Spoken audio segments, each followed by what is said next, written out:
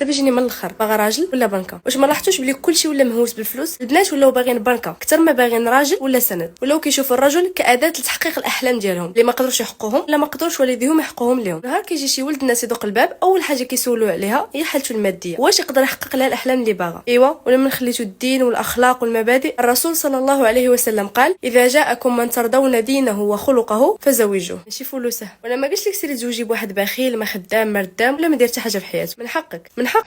صدق لسانك يا أختاه وجزاك الله خيرا.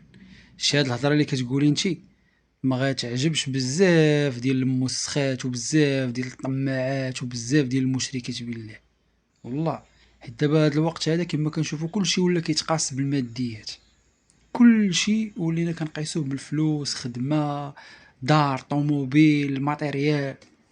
داكشي علاش الاغلبيه ديال الطماعات اللي كيتزوجوا في هاد الوقيته هادي كيفشل لهم الزواج، وكتولي في المحكمه، وكيولي داك ولد الناس ولا بنت الناس مجرجرين.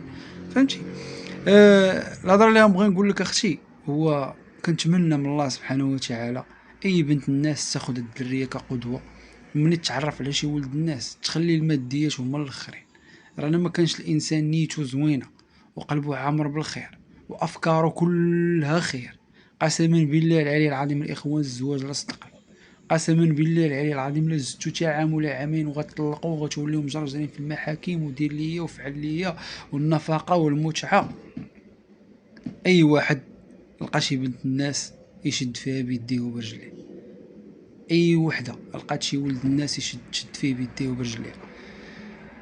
راه الماديات والله الاخوان الا كيخرجوا على بزاف ديال الناس تزوجوا، الماديات راه هما سبب الدمار ديال الزواج.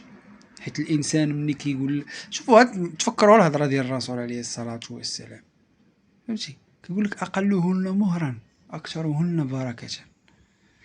علاش نتيا كطلبي 20 مليون؟ علاش انتي كطلبي 10 المليون في الصداق؟ علاش انتي كطلبي 5 المليون؟ مالك اختي مالك؟ راه داك الفلوس راه غيتسالاو من بعد. شنو يلا شنو؟ لا حول ولا قوه الا بالله العلي العظيم. السلام عليكم.